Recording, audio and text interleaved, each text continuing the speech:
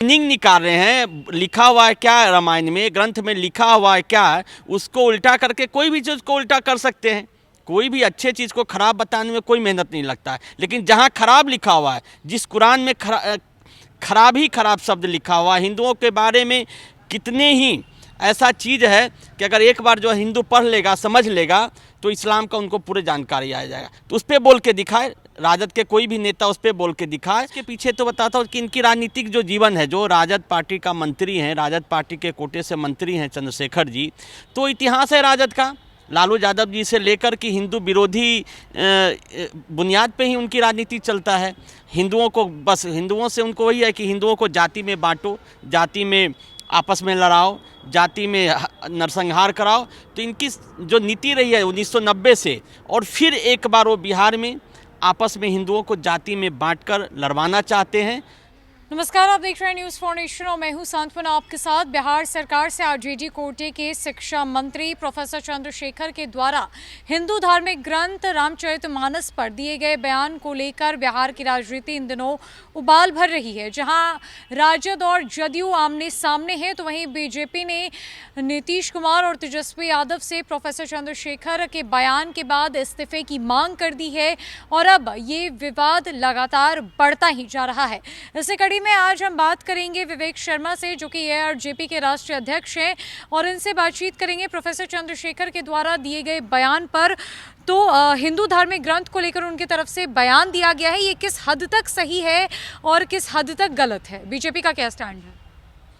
देखिए, सबसे बड़ा दुर्भाग्य की बात है कि हिंदुस्तान में जब भी देखिएगा, जो अपने आप को सेकुलर कहने वाले नेता, सेकुलर पार्टियां जितने भी हैं, कभी भी टारगेट हिंदुओं को किया जाता है।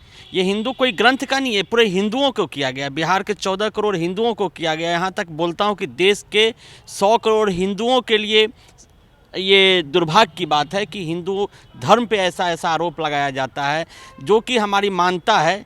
और देखिए, मैं इसके पीछे तो बताता हूँ कि इनकी राजनीतिक जो जीवन है, जो राजद पार्टी का मंत्री हैं, राजद पार्टी के कोटे से मंत्री हैं चंद्रशेखर जी, तो इतिहास है राजद का।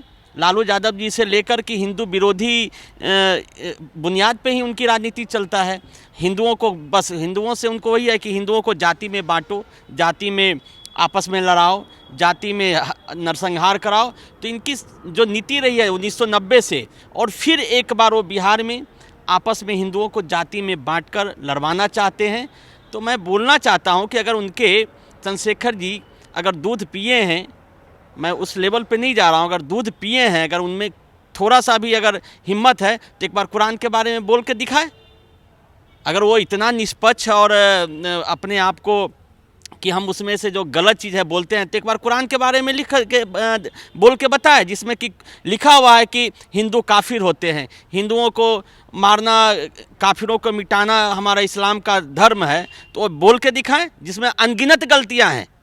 यहाँ तो मीनिंग निकाल रहे हैं। लिखा हुआ है क्या है रामायण में, ग्रंथ में लिखा हुआ है क्या है, उसको उल्टा करके कोई भी चीज़ को उल्टा कर सकते हैं। कोई भी अच्छे चीज़ को खराब बताने में कोई मेहनत नहीं लगता है। लेकिन जहाँ खराब लिखा हुआ है, जिस कुरान में खराब ही खराब शब्द लिखा हुआ है, हिंदुओं के बारे में कितने ही ऐसा चीज़ है कि अगर एक बार जो हिंदू पढ़ लेगा, समझ लेगा, तो इस्लाम का उनको पूरे जानकारी आ जाएगा। तो उस पर बोल के दिखाए, राजद के कोई भी नेता उस पर बोल के दिखाए। तो ये देखिए, कहीं ना कहीं बिहार की राजनीति में लालू परिवार या लालू यादव की पार्टी का ये इतिहास रहा है कि हिंदुओं को अपमानित करो, हिंदुओं को बांटो, हिंदुओं को गाली दो।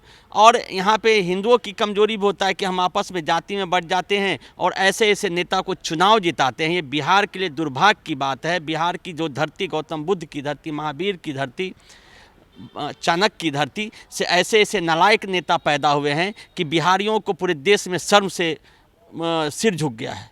तो क्या ये मुख्यमंत्री नीतीश कुमार को टारगेट करने की एक तरीके से कोशिश की जा रही है, क्योंकि तेजस्वी यादव की अभी तक ताजपोशी नहीं हो पाई है, या फिर सिर्फ और सिर्फ सनातनियों पर ये हमला तेजस्वी यादव की तरफ से करवाया जा रहा है? क्या है ये समीकरण? देखिए, नीतीश जी ऐसा, जब इतिहास लिखाया जाएगा ना, तो नीतीश जी ऐसा फ्रस्ट्रेटेड मंत्री, नीतीश जी ऐसा बुद्धिहीन, नीतीश जी ऐसा कुर्सी के लोभी, मतलब ये इतने रिकॉर्ड अपना ख़राब किए। जो एक 2005 से 10 आया था, बिहारियों को उम्मीद का किरण था कि नहीं, नीतीश जी पढ़े लिखे हैं, बिहार को सुधारेंगे, कुछ काम भी किए थे। अच्छा, मैं ऐसा नहीं बोल सकता हूँ, बिहार में सुधार भी लाए थे, लेकिन इन्होंने अपने सत्ता के लोभ में जिसके खिलाफ इन्होंने लड़ाई लड़े, जिसके खिलाफ इन्होंने सत्ता में आए, जिसके राजद और लालू यादव जी के खिलाफ में, और फिर देखिए इनकी मति भ्रष्ट हो गया है, मैं तो बोलूँगा इनकी बुद्धि भ्रष्ट हो गया है कि फिर जिसके खिलाफ लड़के आए, जिसके खिलाफ उनको बिहार की जनता ने कुर्सी पे बैठाया, ताजपोशी किया, समर्थन दिया, और फिर उसी के गोद में चलेंगे। कहावत है कि राजद क्या है, राजद एक लुच्चा लफंगा चोर बेईमान लठैतों की पार्टी है। राजद का बुनियाद ही देखिए, वहाँ पे राजद में कौन है, उनके विधायक कौन है, मंत्री कौन है, उनके कार्यकर्ता कौन है, जिनकी भाषा मर्यादा सब कुछ वैसा ही है बिहार के लिए। जंगल राज, जब पूरे बताना चाहूँगा कि पूरे देश में जब हर स्टेट आईटी कंपनी ला रहा था, मेडिकल कॉलेज खोल रहा था, इंजीनियरिंग कॉलेज खोल रहा था, इंडस्ट्रियल एरिया का निर्माण कर रहा था, उस समय बिहार में आपको बताना चाहूँगा बिहार में चरवाहा विद्यालय खोल रहे थे लालू जी, ये जो तेजस्वी यादव है इनके पिताजी। और उसके कारण ये तेजस्वी यादव देखे कि जब हमारा बाप चरवाहा विद्यालय खोल रहा है तो 8वीं फेल में ही देखे कि हमको यहाँ पढ़ने की ज़रूरत ही क्या है। जब चरवाहा विद्यालय हमारे पिता ने निर्माण किए तो चरवाहा ऐसा ही पढ़ाई किए। तो बिहार का दुर्भाग्य बोलिए कि ये लालू प्रसाद ऐसा नेता बिहार को मिला जो बिहारियों को आज पूरे बिहार में सर झुकाना पड़ता है, और उन्हीं का नेता है, उन्हीं का मंत्री है, उन्हीं का चहेता है। अगर उनमें थोड़ा सा भी शर्म होता तेजस्वी यादव लालू यादव में तो 1 घंटा भी उनको बर्दाश्त नहीं करते। लेकिन उनको खुशी हो रहा है कि चलो हिंदुओं को गाली मिला तो मुसलमान हमारा वोटर खुश होगा, हमारा जो मुस्लिम वोट है बोलेगा नहीं नहीं ये तो हिंदुओं को। तो ये तैयारी है साल 2024 और बस साल बस बस 2025 की। देखिए बिहार में जो ये लालू यादव जी की पार्टी है या सेकुलर पार्टियां आप देश भर में देखिए, कांग्रेस पार्टी, राजद पार्टी, इन लोग का है कि हम जितना भी हिंदुओं को गाली देंगे मुसलमान वोट हमें मिलेगा। लेकिन वो दिन गया, हिंदू भी जागेगा और हिंदू इनको औकात बताएगा, 2024 में भी बताएगा, 25 में भी बताएगा। और मैं तो बोलता हूँ कि ताकत है तो अभी चुनाव सरकार अपना बल पे बना के दिखा ले। राजद को लग रहा है कि हम सबसे बड़ी पार्टी हैं, बिहार में हमारा जनाधार है, तो सरकार से हट के चुनाव करा ले, पता चल जाएगा कि किसकी कितनी औकात है। हिंदू समाज, बिहार के हिंदू जवाब देने के लिए बैठा है, तैयार बैठा है। चलिए ठीक है।